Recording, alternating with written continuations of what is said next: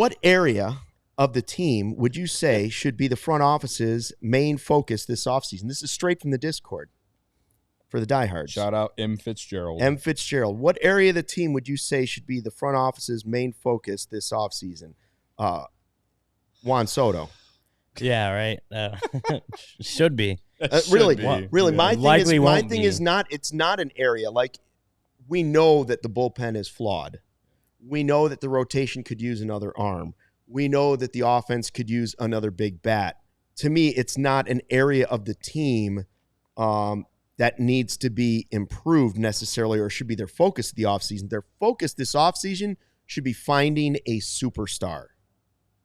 Mm-hmm. Somehow add a superstar to your team. If you want to call Corbin Burns a superstar, fine. If you want to call Soto obviously a superstar, fine. If you want to trade for Vlad Guerrero and you think he's still a superstar, fine.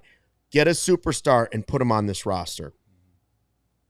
That doesn't mean hope that PCA becomes a superstar this year. For me, it's not a position or a part of the team. It's a specific thing. They're missing a superstar, if not two. Yeah, and that's kind of what we're talking about with the Yankees and the Dodgers, obviously, as well. Like, it's like superstars are the ones leading the way, and it's hard to get those guys. Like, they're either you have to be able to develop them, which is hard to do, or you got to go out and pay them, which is also hard to do. Trade for them, whatever. Like, all that's hard to do to acquire, to have a superstar in your roster. But you're seeing right now that the superstars are the ones that are, keep getting these teams to the World Series and potentially World Series champions, right? I say that, and I think when I look at superstar, like you said, Juan Soto's obviously, like, he should be the number one. Like, the Cubs should be in on him. We don't expect them to be in on him, but like, that would be, if there's anyone that's a free agent or on the trade market this offseason, like, Juan Soto's the guy. For me, yeah, to answer this question, it has to do with the offense. It's just slugging. Like, it's addressing the area of how do you get more pop in this lineup? How do you get more power? How do you get more slug in this lineup?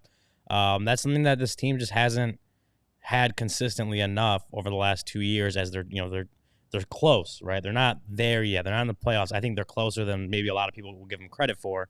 But one of the areas that they've been lacking is just slugging, and obviously the conditions at Wrigley Field would hurt any sort of like extra slugging that they would have had this year, right?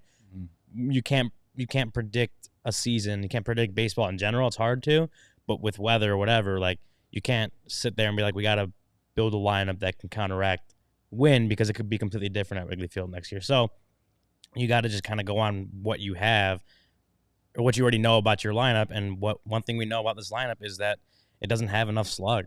And whoever that is out there that they could trade for or sign in the free agent market, like, a focus does have to be on how can the Cubs get more slug into that lineup, get more home runs, get more pop, get more extra base power, to be able to just drive in more runs, because that's the easiest way to drive in more runs is extra base hits, and the Cubs just need more of that in the lineup. So to answer the question that M. Fitzgerald said, what area of the team would you say should be the front office's main focus this offseason?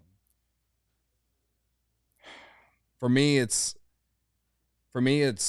utilizing your prospect capital, because that's just the realistic fact of the matter.